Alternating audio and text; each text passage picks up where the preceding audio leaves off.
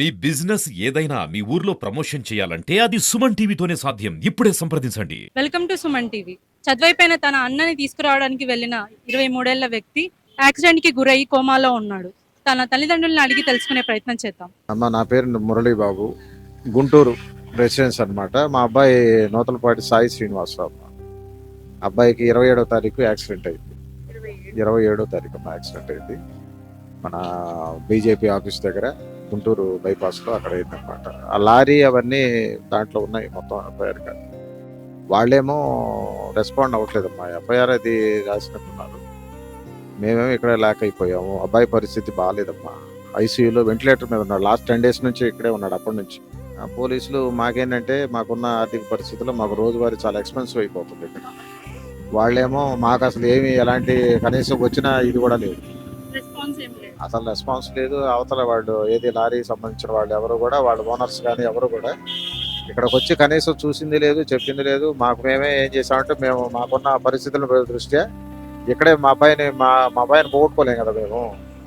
వాళ్ళ కోసం ఎదురు చూడకుండా మేమేం చేసామంటే మాకున్న దాంట్లో అప్పులు తీసుకొచ్చి బయట నుంచి పెడుతున్నాము. ఇప్పటికే 10 లక్షలు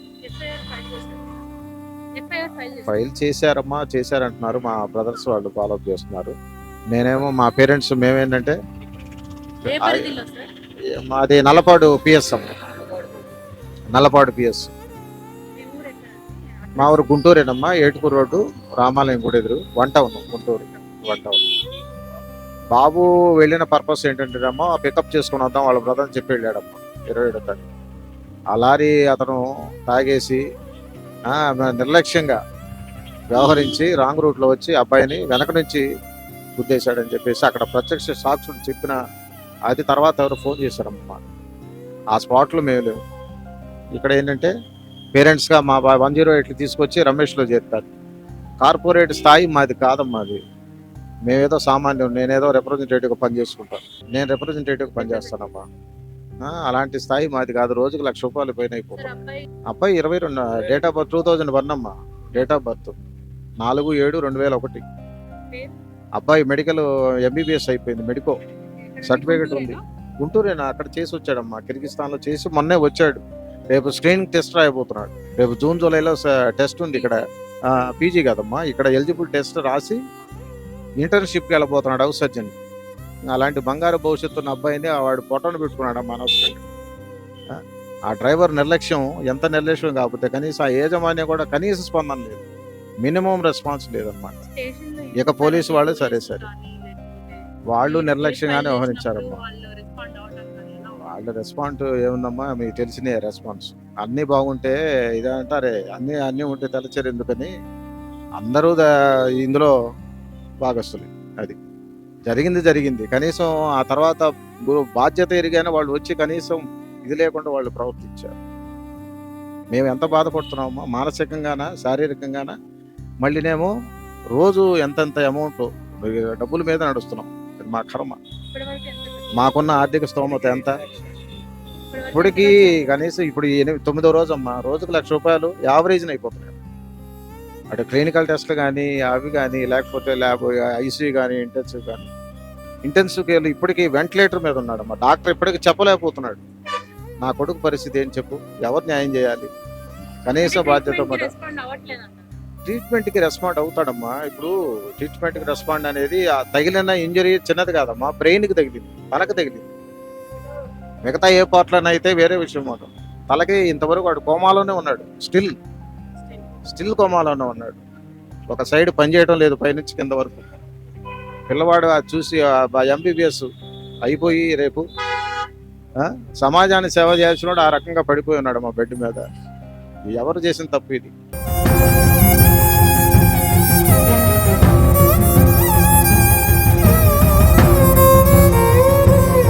మేడం, మీ పేరేంటి? మహాలక్ష్మి. మీరేమవుతారండి? మదర్. మా బాబుకి యాక్సిడెంట్ అయిందమ్మా 27వ తారీఖు. లారీ అతను గుద్దేశాడు అంటున్నా. బాబు అసలు ఇంతవరకు కళ్ళు తెరవలేదు, కోమాలోనే ఉన్నారంటున్నారు. అది తీస్తేనే చెప్తాము అంటున్నారు డాక్టర్లు. మేమైనా చేయని చెప్పలేం కదమ్మా. బాబు రెస్పాండ్ అయితే మేము చెప్తాము. సర్జరీ కూడా చేశారమ్మా. సర్జరీ కావాలని 4 రోజులు వెయిట్ చేసాము. అది ఇది కావట్లేదు. బ్లడ్ క్లాట్ అయిందని చెప్పారు బ్రెయిన్లో. అది తీసామమ్మా, సర్జరీ చేశారు. ఆ అబ్బాయి వెంటిలేటర్ తీసిన దాకా మేమేమీ చెప్పలేము అంటున్నారండి. పోలీస్ స్టేషన్ కి మీరు కూడా వెళ్ళారు. నేను వెళ్ళలేదు, మా వాళ్ళు వెళ్ళారు. వీళ్ళకి ఏం చెప్పారు? మీరు ఎఫ్ఐఆర్ ఫైల్ చేసుకోండి, ఇన్సూరెన్స్ మాకుంది, మీరు ఫైల్ చేసుకోమని చెప్పారంటండి. లారీ వాళ్ళు ఎవరైనా వచ్చారా? ఎవరు రాలేదండి, రాలేదు. ఎవ్వరూ రాలేదండి, ఎవరు రాలేదు. అసలు మాకు ఏమీ చెప్పట్లేదు. వాళ్ళు కంప్లైంట్ పెట్టుకోండి, మీరు పోలీస్ స్టేషన్లో కంప్లైంట్ పెట్టుకోండి అని చెప్తున్నారంట. తెల్లారి మా వాళ్ళు వెళ్ళారమ్మా. ఆ డ్రైవర్ కూడా బయటే ఉన్నాడంట, స్టేషన్లో కూడా లేడంట, బయట ఉన్నాడంట. ఏంటి అంటే నాకు తెలీదు, మీ అబ్బాయిదే తప్పు అంటూ స్టేషన్లో పరిగెత్తేసాడంట. అతను డ్రింక్ చేసి ఉన్నాడని చెప్తున్నారమ్మా. అక్కడ చూసిన వాళ్ళు చెప్పారు.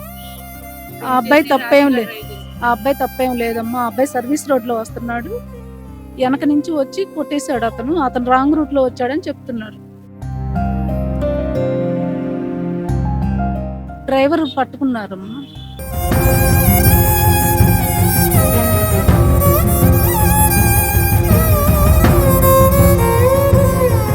పోలీసులు వచ్చి కేసు ఫైల్ అయింది.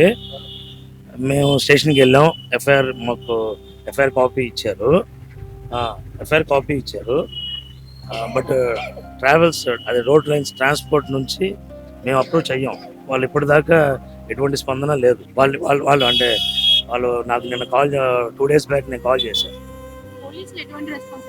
పోలీసులు అదే ఇప్పుడు కేసు ఫైల్ అయింది కదా, సో దానికి సంబంధించి నెక్స్ట్ మేము కోర్టులో ఎఫ్ఐఆర్ తీసుకొని కోర్టులో అప్పీల్ చేసుకోవాలి అన్నట్టు మాకు చెప్తున్నారు.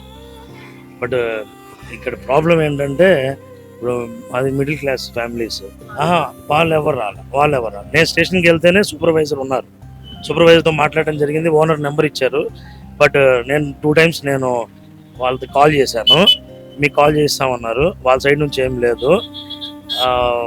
మెయిన్ థింగ్ ఇక్కడ ఫస్ట్ మాకు డైలీ ₹1,00,000 అవుతున్నాయి అమౌంట్. మరి దీనికి అసలు ఏంటి, ఎలా వెళ్ళాలి?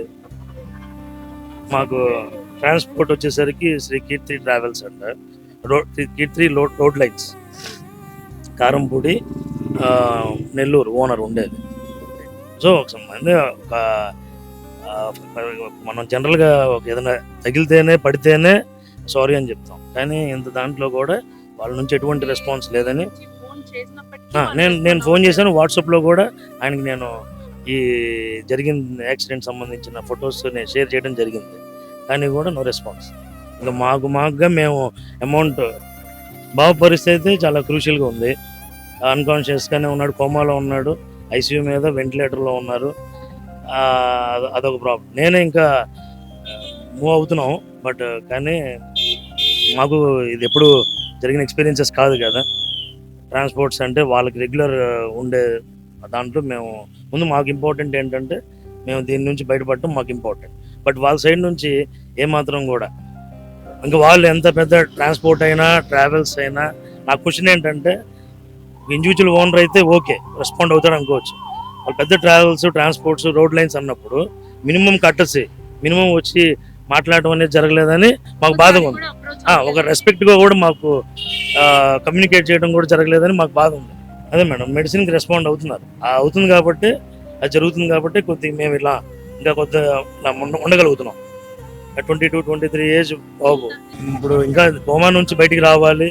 ఆ తర్వాత అది 1 year అవుతుందా, దాని తర్వాత ఇంకేమన్నా కాంప్లికేషన్స్, ప్రాబ్లమ్స్ ఉన్నాయా అనేది కూడా ఏమీ తెలియదు కదా. అసలు మెయిన్ థింగ్ యాక్చువల్ అక్కడ ఈ హైవే బైపాస్ ఏదైతే ఉందో రాంగ్ రూట్లో వెహికల్స్ వస్తున్నాయి, లారీలు. మేము 2 days మా పిల్లల్ని తీసుకొని వెళ్ళి నెక్స్ట్ డే అది చూసాం, మొత్తం చెక్ చేస్తే మేము చెక్ చేసాం. అది లాల్పురం బైపాస్ అంట, నియర్ బీజేపీ ఆఫీస్. అటు చుట్టుకొండ నుంచి వచ్చే వెహికల్స్ అంతే వస్తున్నాయి. ఇటు నుంచి ఆటో నగర్ నుంచి వచ్చే వెహికల్స్ మొత్తం ఈ లోపల టన్నెల్ నుంచి లారీలు స్పీడ్గా వస్తున్నాయి. ఇది ఒక మేజర్ ప్రాబ్లం. ఇది ట్రాఫిక్ సిబ్బంది ఎక్కడుంది, అక్కడ ట్రాఫిక్ ఎవరున్నారు? నేను మార్నింగ్ జరిగింది 10 o'clock. నేను ఈవినింగ్ 7కి వెళ్ళి మా అబ్బాయి ఎలా వచ్చారు, ఎలా వెళ్ళారు అన్నీ మొత్తం, అంటే నేను ఉండేది గుంటూరే, నేను అది ఇక్కడే పట్నం బజార్.